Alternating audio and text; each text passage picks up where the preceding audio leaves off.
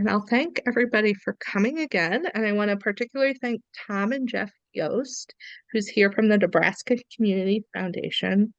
And Tom's going to chat about the book. And also want to mention that Mike was unable to be here, who wrote the book with Tom. He had a parishioner pass and is participating in their funeral. But I will hand it over to Tom to talk a little bit about, to introduce himself, and then Jeff can introduce himself as well. Thanks, Allison. This is Tom Muscular. I'm sure there's some people here that I know quite well who are on this. Given my background in working with ABCD over the last probably 25, 30 years, was a good friend of John McKnight, considered him one of my mentors, and just a dear friend. Mike Brenninger, who is my colleague, as an organizer in Wisconsin. I got to know Mike about 15 years ago in his community and the work he was doing. And so I got to observe someone who has a very different kind of political perspective on the world than I do. But when it came to doing the things that are about making change at the local level, Mike and I resonated deeply. My background's in community organizing. I was born and raised in the Industrial Area Foundation. Some of you are too young to know who Saul Alinsky was, but I was trained and developed with Saul Alinsky and people like that, Cesar Chavez and others.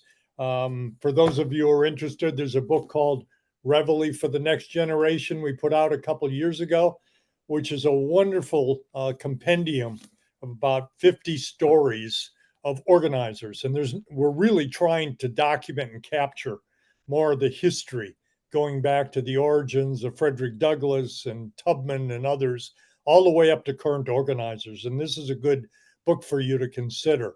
So about half of my adult life, I've been a community organizer, working in inner city Chicago for a while, then building a large organization in Philadelphia, and then central Pennsylvania, and then came back to Wisconsin, which is my roots, to help organize farmers. About 2 years ago, I just decided it was time to try and capture the essence of the critical things you got to know if you're trying to make change in your community and put it into a very simple, short book. And it's a hell of a lot harder writing a short book than a long book. And I'm hoping all of you get a chance to take a look at it. And we tried to capture in that the essence of what it takes for an ordinary person with a dream or a discontent in a small town or a urban neighborhood to be able to actually affect change. And it's the stuff they don't teach you in high school civics, or what I call preachers don't preach to you, or powerful people don't want you to know. And that's what the book is about. So I'll stop there and turn it back to you, Allison, to introduce Jeff. Thanks, Tom. And I'll pass it over to Jeff Yost from the Nebraska Community Foundation. Thanks, Allison. Thanks, Tom. Good afternoon, everybody. To our friends online from Tasmania and Eastern Australia. Hi, everybody. Thanks for being here. Hello, Dee. It's good to see you. Early morning for those guys. So I had the pleasure of writing the foreword with, again, our dear friend, John McKnight. So Tom asked John and I to write the foreword, and that was really an honor for me to get to do that with John. This is terrific work. This is a distillation of information, a distillation of thought and practice and experiences that Tom and Mike have put together. And then the other piece that I want to lift up that I think is really powerful here is I've witnessed firsthand that Tom and Mike don't agree on everything. And that's a really important part of what's going on in the world right now. And this book is a wonderful example of all of the things that Tom and Mike and lots of other people have in common. and they've used their commonalities to really make progress, as opposed to just focusing on the things that they don't agree upon. One of the things that all of us were taught as young people, and I just want to repeat it, is politics is the art of the possible. And everything that's illustrated in this book is about the art of the possible that we can help make happen in our hometowns. So excited about having this conversation with all of you, and certainly it was an honor to be a part of this project.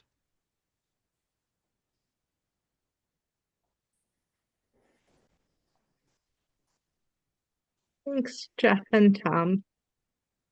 I think, our first kind of question to start off this conversation really is to Tom, and Mike provided in the slides some background as well about, why did you write this book, and kind of maybe talk about your background in this, because you're both featured prominently in the communities that you work in, and your friends and neighbors in different parts of Wisconsin. Thank you. I just wanted to share some. There's about four. The book isn't officially out there yet, so you guys are getting kind of a. It's there, but it's our first major launch event is going to be in early March. So we're just gearing up all this. So I feel really privileged to have a chance to spend Jeff and I to have time with you, kind of ahead of the actual launch event. To talk about this, but there are four book groups that want to start this. And the other night, one of the persons who read it said, Tom, there should be a warning label on the cover of this, one of those circles with a red cross through it. He says, because, it's like a pitchfork in the butt. And I think that's what we were trying to do, is in a very simple way, agitate people to get off their couch and out of their lazy boys and get out there and affect change at the local level. And so one of the reasons we wrote this was that we're living in a time of polarization. We don't deny that. But in fact, like Jeff said, we know we can get more done by working together. And Mike and I have learned to do that. We've learned how, in spite of the fact that he's an evangelical pastor with certain ideologies about that and about the world of politics. And I'm more of a progressive Episcopalian, that we can work together. So one of the reasons we wanted to model, and there's stories in the book of similar conversations and event that Mike and I both had that really affected the way in which we view the world and the importance of local community building. So I'll leave that suspended. Look at it when you get a copy or get a chance to read the book and that story. The second thing, beyond just trying to raise up the polarization, was to provide hope. I think people right now are looking for hope, and that's why the cover of the book is so bright and animated, is that we wanted to demonstrate hope and possibility, and the ability of people to work together to create change. And the third one, I think I mentioned a little earlier, which is a lot of the younger generation today, at least from my experience, have been being around organizing for 40, 50 years, don't really know how to organize. They know how to do movements, they know how to do protest, they may be able to rage at things, but how do you turn that kind of feeling of discontent into constructive action, and to be very targeted in how you do your political analysis, how you do your relational mapping. So part of what the book offers is a disciplined approach to how you do really effective community organizing. And I'll share one more thing and then I will stop. And that is, when in Wisconsin, we had an experience with Act 10, which is when the governor pulled the trapdoor on educators in Wisconsin about 5, 6, 7 years ago now. And I was at the engineering school at the University of Wisconsin as director of change management. And I was asked if I would leave that kind of role and get back out there and put my organizing hat on and help the teachers union in Wisconsin rebuild its infrastructure. And so I spent 3 years, 35,000 miles a year, traveling around Wisconsin, dealing with traumatized teachers, trying to help them learn the things they had forgotten about relational organizing and building up that kind of power capability to actually affect change again.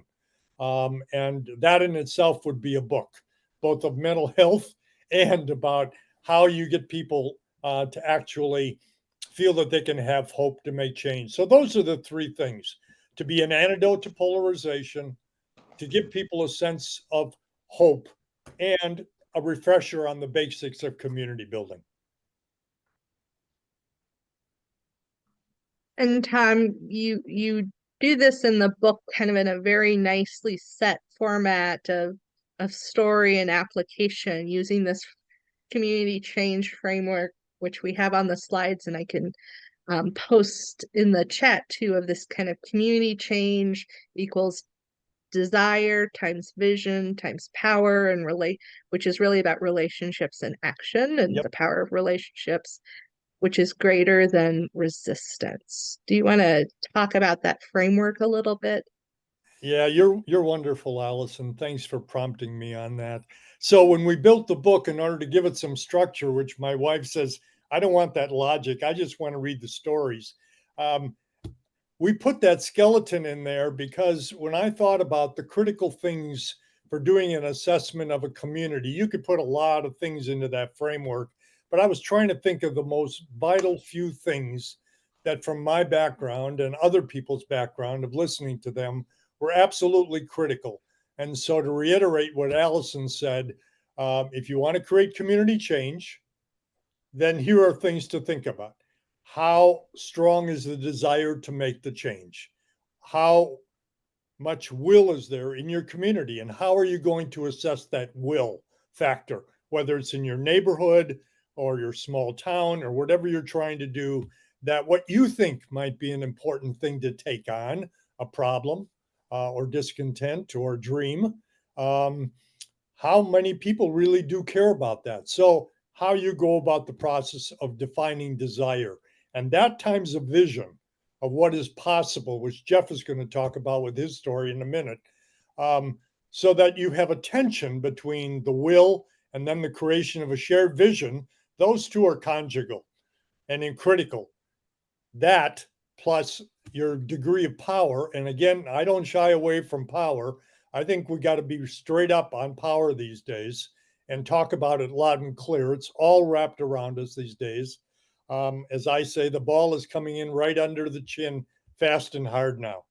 So you better not shy away from power and talk soft language of influence and blah, blah, blah.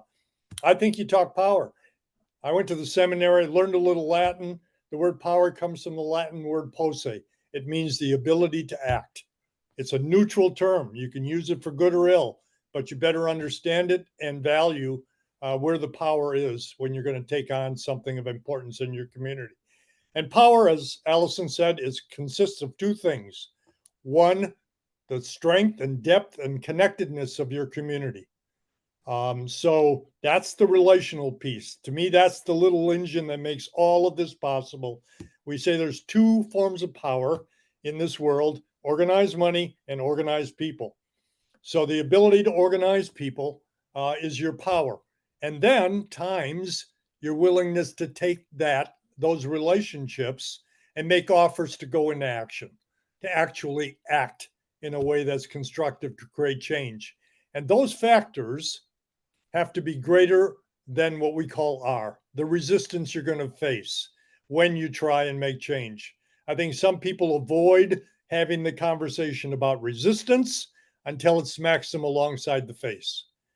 We try to anticipate that and help people anticipate that in the book, because some days you and I are resistors and sometimes we are champions. We are a mix of both of those based upon what our values tell us is important in our lives. Thank you, Allison. I think that's enough for now. So that framework is applied to multiple stories in the book, and Jeff's going to tell the story of Red Cloud in Nebraska. So Allison, before you do that, do you want to go through the wisdom from Mike just real briefly? Sure. Yeah, I think there's a couple more things there that might be really beneficial. Can you Yeah. share your screen to show that to people? Yep. I can do that. By the way, while we're waiting, Mike is and his wife have 16 children. Um, and he's done amazing work in his community of Richland Center, Wisconsin, where he's been head of the clergy caucus for about 15 years and head of West Southwest Partners, which is one of the community organizations I helped him get started.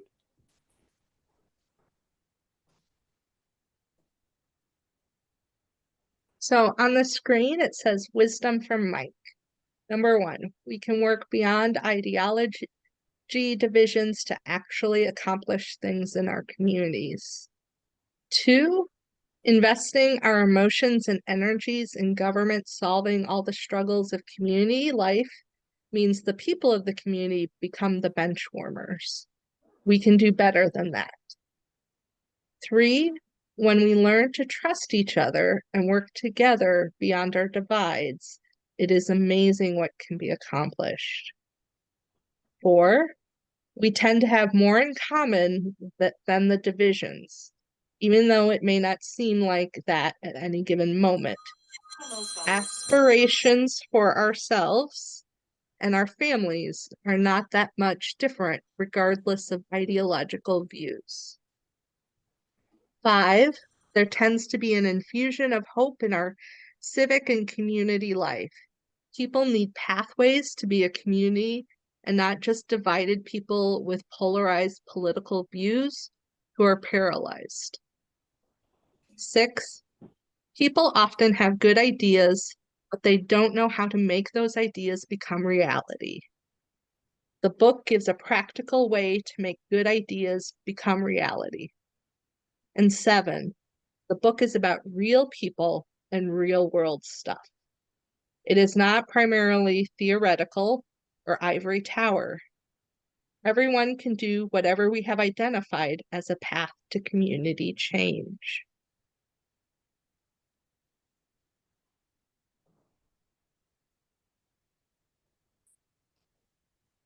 Thank you, Allison. I think there's, between what Tom had shared and what Mike has shared, there's tremendous wisdom here. And that's a big part of what we need in 2025 is we need to be wise, we need to be thoughtful, we need to be together. So I want to share two things before I get into the story about the little hometown that I grew up in.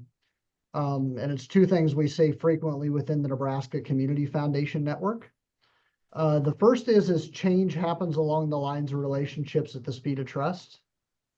So many times, especially in this technological age, we assume that ideas is what's going to move the needle. And what moves the needle, especially at the community level, is relationships.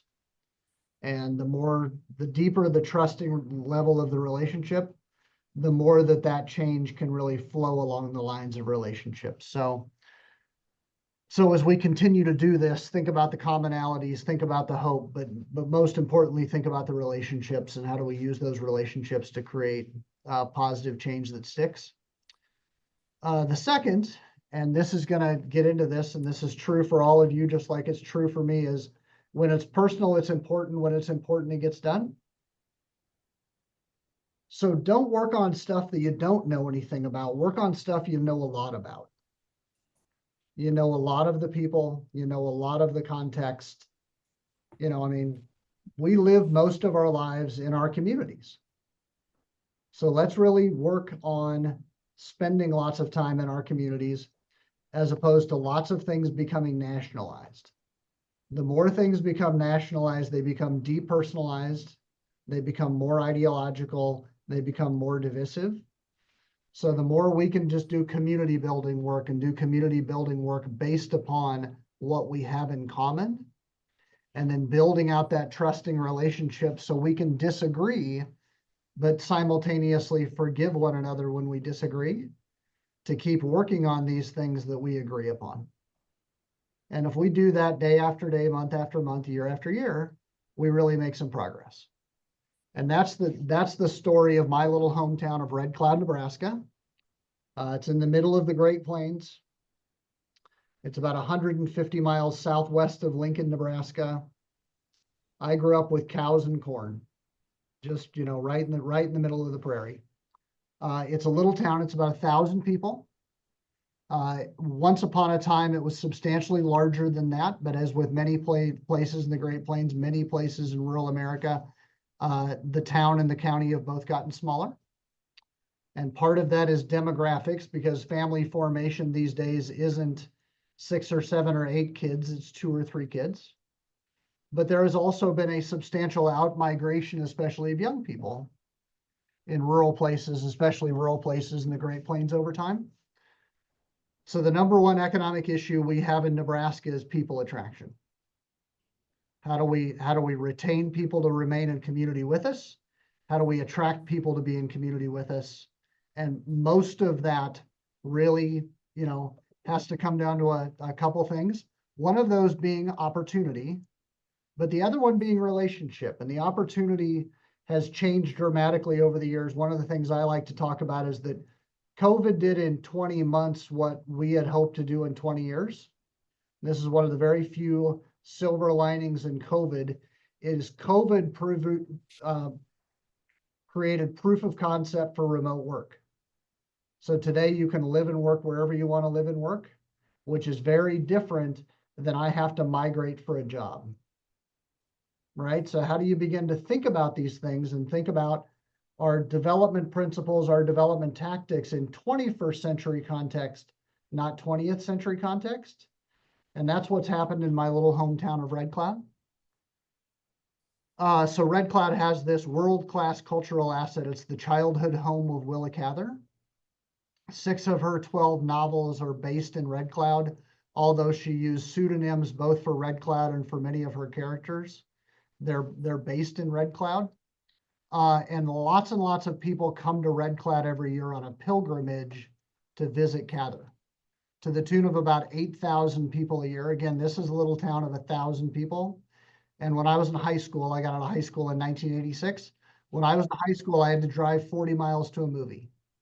So this is a remote little place in the middle of the prairie.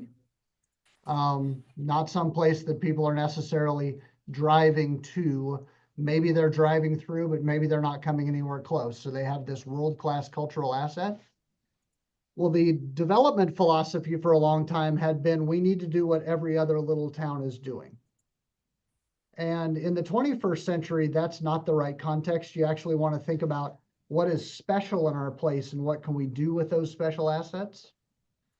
So they've really embraced Willa Cather as their heritage tourism development strategy based upon an economic impact analysis that we helped them do. So the Red Cloud Community Foundation Fund in 2013 spent $20,000 on an economic impact study, which suggested that if enough lodging and restaurant, shopping, and experiential opportunities were available, some 3,500 tourist couples a year might come and visit Red Cloud. Those tourist couples in turn might spend an average of about $1,000 a weekend or $1,000 a trip. That's $3.5 million. The economic multiplier of that took that economic impact to about $6 million a year. So this is a big economic opportunity in a small town like Red Cloud. And what Red Cloud has done over the years is they became very intentional about pursuing that strategy.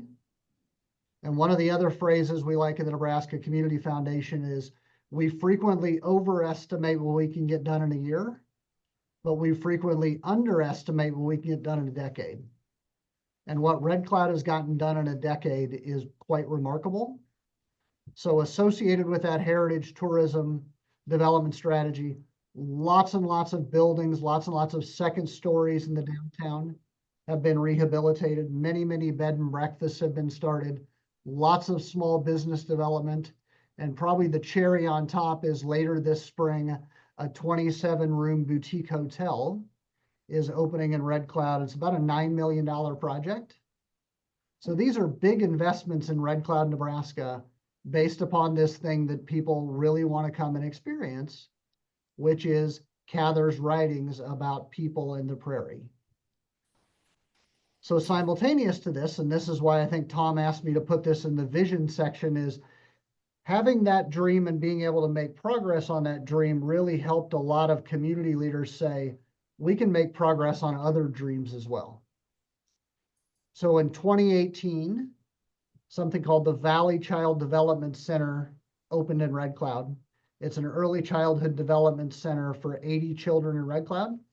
And that happened because some community leaders went and had dozens and dozens of meetings with anybody that would have them, not to start by raising money, but to start by building relationships and raising awareness of the importance of early childhood development in comparison to traditional childcare.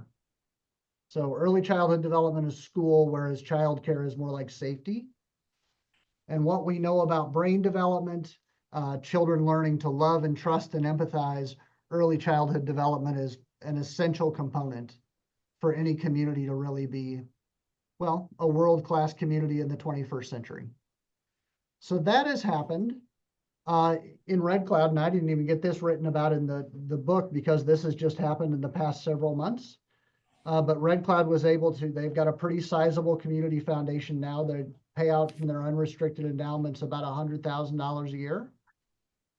So the Red Cloud Community Foundation Fund took the lead on saving their local nursing home last year, which is one of the things that's also come out of COVID is lots of nursing home finances really went into the tank post-COVID for a variety of reasons that I won't jump into, but these are enormously important assets in our communities.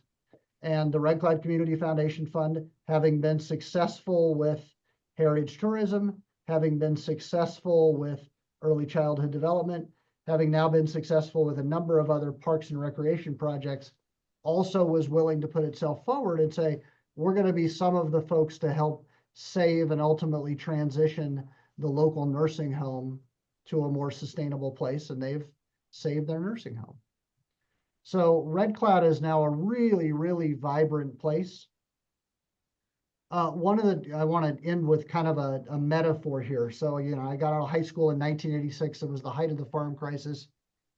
There was this implicit message to every kid that you're a bright, articulate kid. Your future someplace else will see you for the holidays.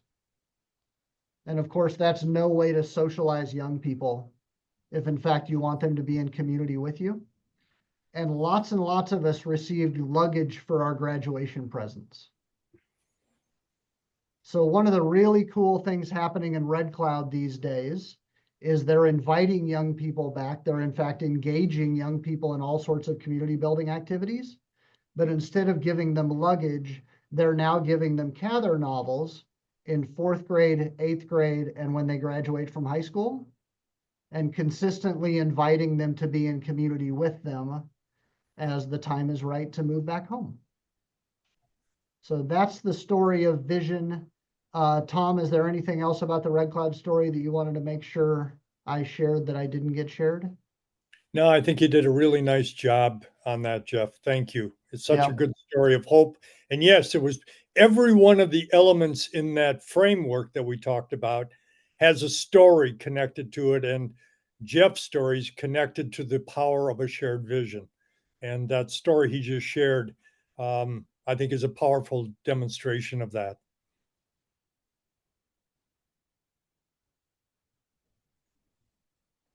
Thanks, Jeff. And I'll put in the chat, Jeff shared a, really nice infographic. Why don't you pull that up and I'll talk about that for just a second. Yep. Allison. Sure. So Tom talked about organizing people at the Nebraska Community Foundation. We actually organize people and we organize money.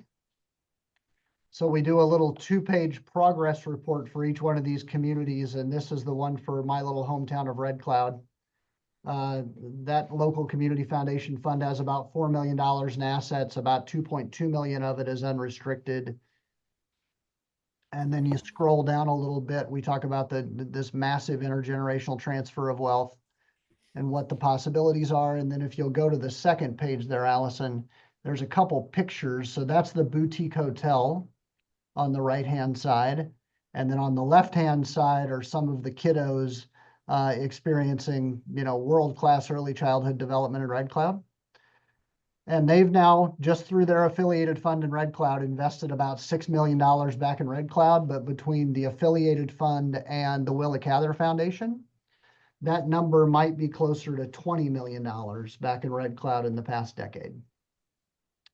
So we have tremendous financial abundance in each and every one of these places. Entrepreneurship has now become really the key economic driver in Red Cloud because of these opportunities, and we'll just keep making progress. So thank you for sharing that, Allison.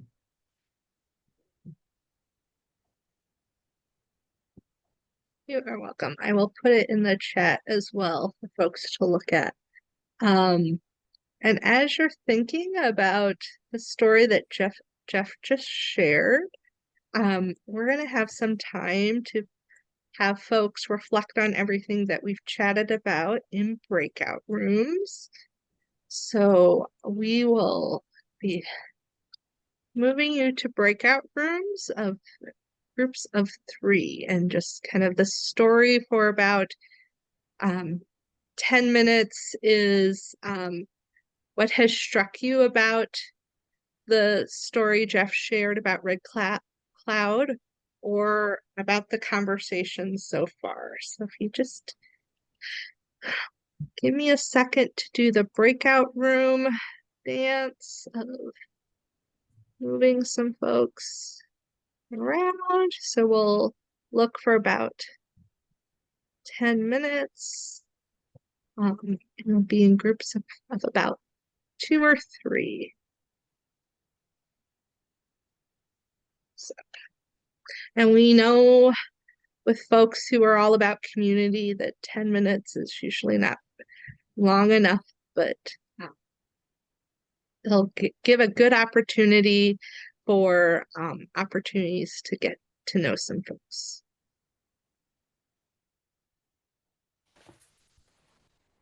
Oops.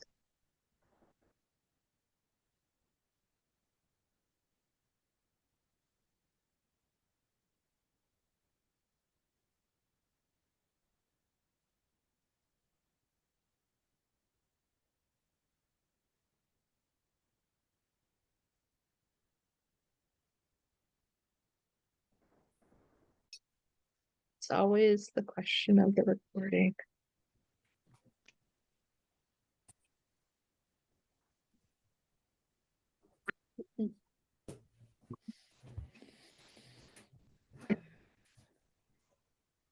Welcome back, everybody.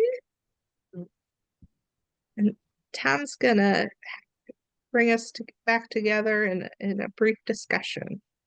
Yeah, thank you. Thank you for taking time, a short time, but at least we wanted you to get in dialogue with each other a little bit. So we just wanted to make sure we heard from you. What did you talk about in your conversations? What struck you, either things you're currently doing or things you're dreaming of doing or discontent you want to deal with, or an observation on what you heard from Jeff and I and Allison so far in this conversation. So this will be helpful to us to continuously improve how we have conversations with people. So anyone, let's just jump in and begin talking, share who you are, and then share your observation of what went on in your conversation.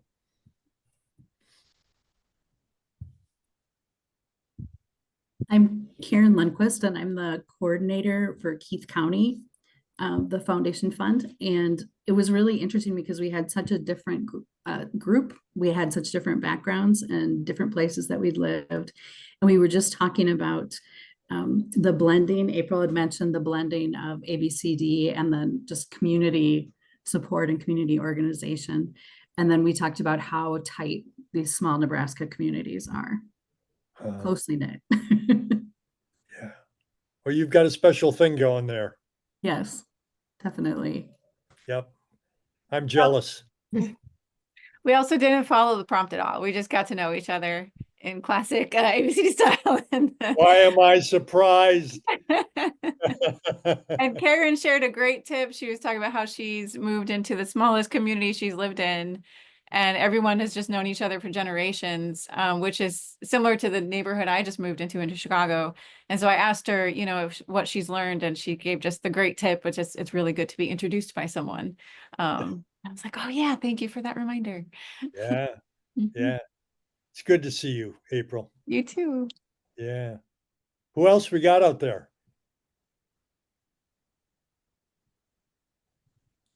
I have my hand up. I'm Risha. I'm Risha Burke. I'm from Burlington, Ontario, Canada. And we just, oh, we had a great conversation. I have a quote here that I've written down from Fiona.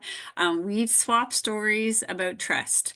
And that really resonated for both of us. And Nate, who joined in a little bit late, but just there, you know, and then Fiona just said, there's a change maker in all of us. You just have to find your people.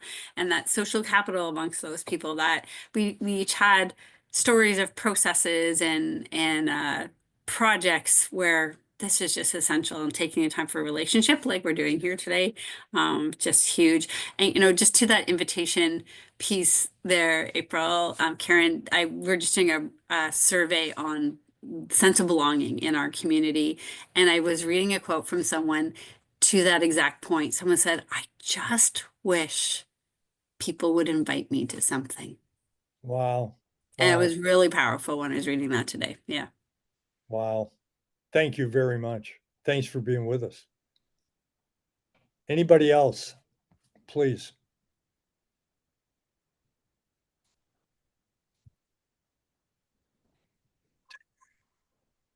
Hi, I'm Sammy. I got to talk with Terry and Deb. And not even talking about what we were talking about, it was the joy of talking to one another. That's what I'm seeing in all of the other people. When you put us in group, people who care, we can talk about the topic or not the topic, but we can have a conversation together about whatever that is because we showed up. And I think that's what you're showing us today, is when people show up, that's the first step. Yeah.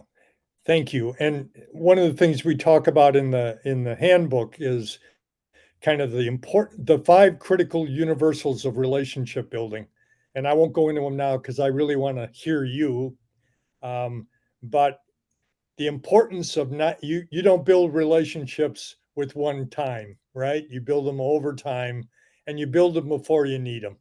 And that's a problem for a lot of us. We aren't consistently building them before we need them. We're not intentional about it ahead of time. And so when we get into situations where we have a dream or a discontent, we don't have the connections we need. But if we'd be building them over time, you'd have that security, especially now when a lot of people are feeling insecure and isolated. I'll stop there. Somebody else, please, before Allison pulls the chain on us. Anybody else, please? This is Cindy Huff, and I'm from McCook, Nebraska. So I happened to be on with 2 other Nebraskans. So it was a fun conversation. But I think the most important thing we talked about was with the Nebraska Community Foundation Fund and all the funds that we work with in Nebraska. I think the really cool thing is we hold each other up, and we're as excited about our neighbor community as the community that's across the state, that we really have been brought up with a appreciation for all of our communities. And it's not a race to who's going to be the best community. It's probably a race to see who's going to be the best state. And so we're that kind of Nebraska competitiveness that we just love to help our communities out and help their neighbors down the road too. Thank you very much. You live in a beautiful town, I should say a beautiful community. I love McCook. Come back anytime. Thank you. Thank you. It's wonderful. Anybody else? If we can get one more in before we go to a Q&A. Love to hear what anybody else may have had conversation about.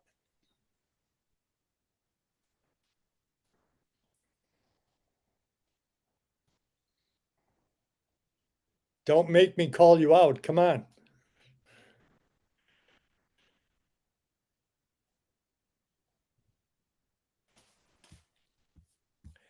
Julie Philippek, I'm going to call on you because I know you and I want to hear what you guys talked about.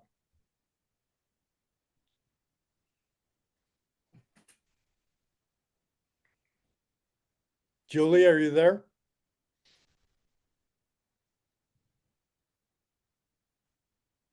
Yeah, she must be on mute, Allison.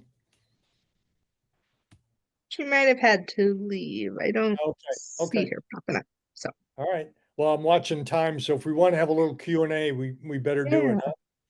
Yeah, if folks want to ask questions, feel free. And while you're thinking of them, I'll mention something that really struck me. So I think as I alluded to, the practicality of this book is really helpful because it tells a story.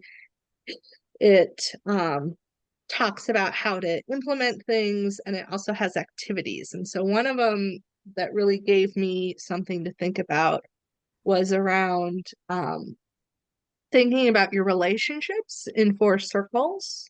So your must have people, your want to have people, your nice to have people, and then also identifying people we need to neutralize by being in a relationship. So Tom, I was wondering if you could talk a little bit more about what that looks like. Yeah, anytime we're going to work on an issue, I usually bring a group together and I do a bullseye diagram like that. And I just say, if we're going to take this on, make a difference, take this dream to fruition or discontent, we better know who the people are. And you do two of those.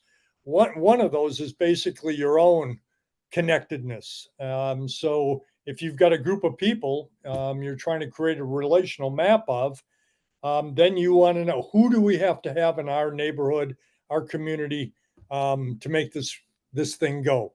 And so you'd write those down, you'd brainstorm, you put those up, and then you have your next ring of people that you'd have, you want to have, and then the nice to have, maybe future leaders that are emerging that you'd have in a third ring, people that you start building relationships with, the core team, people you may have relationships with. Some you don't. So I use a red pen and a black pen, depending upon if you got relationships with people already, if you don't. But what it does is it takes it out of the abstract with a very simple format. And I've used it with people everywhere. And it gives you a picture of how strong and how deep your power is, your ability to act, and how much you got to build out the relationships in order to affect change. So that's the purpose of that kind of map. And the same I do on the resistance side. So who's going to be the resistors to this? And, and put into the rings, so you can anticipate. And maybe there's some of those that you can turn into being allies um, by having a relational conversation with them. And I've done that many times. And as a result of that, oftentimes they bring things in why they're resisting that helps you find ways to improve what you're trying to accomplish. It's happened over and over, but that means you got to not be afraid. You got to be willing to have that conversation and face into people that you may stereotype as opponents, when you may find out they just are anxious about this particular change. And if you understand why, then you might be able to make a difference that's mutually beneficial. Thanks for the prompt on that, Allison. Thanks, Tom. And so Karen put in the chat, what are some good examples of finding that connection or bridge? If you mean connection or bridge, meaning for what? What's the aim of the connection or bridge? To start building that trust or relationship. Yeah. So again, I may not answer the question just right, but I can just tell you, as someone who's done organizing for a long time, my work was to do 20 to 30 one-on-ones a week, right? To go in and build those networks in a community. Now, I don't expect that to happen in McCook, but if everybody would just once a month have coffee with somebody else, just intentionally begin the process over the course of a year, my God, the energy that can be created and the sense of being part of something bigger that can move anything is very possible. So it's an intentional process. We talk about how to do the one-on-ones in the book. And we also, Allison, I'm just going to jump to this now. We also are creating a workbook that'll be a compendium to this. And that'll be in a PDF form at our website, pulling-together.com, in probably 3-4 weeks. And that'll be a workbook on the process of actually doing one-on-one relationship building. And my experiences in these days of virtual living, this is a real throwback to the importance of eyeball to eyeball, face to face, cheek to cheek with people building relationship. But I tell you, you do that for 6 months or a year in your community, you can make all the difference in the world. Thank you for asking the question. Thank you.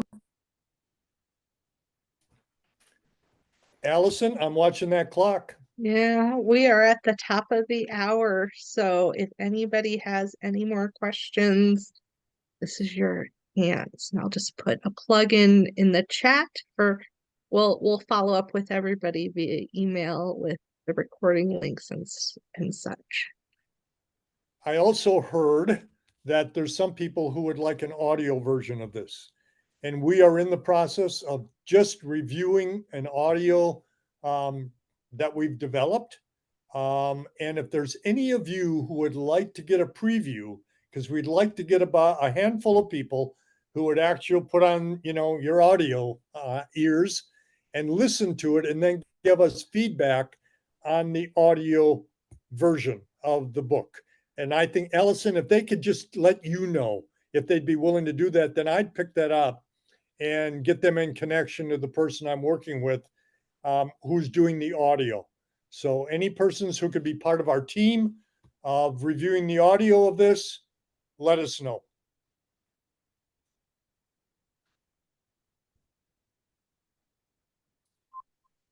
Jeff, you want to say anything before we close? So nice to meet so many of you today. Thank you for your interest. Thank you for your community building work, and together we can. Yeah, thank you for all of you and all the great work you're doing out there. I wish we had a lot more time to hear your stories, because that's the reason we did this. And at the end of it, we say, tell us your stories so we can put at our website your stories alongside the stories that are on the book. This is not a one and done. This is the beginning of a community. Thanks so much, Tom and Jeff and Mike, for putting this together and holding space with us, especially in this time. I will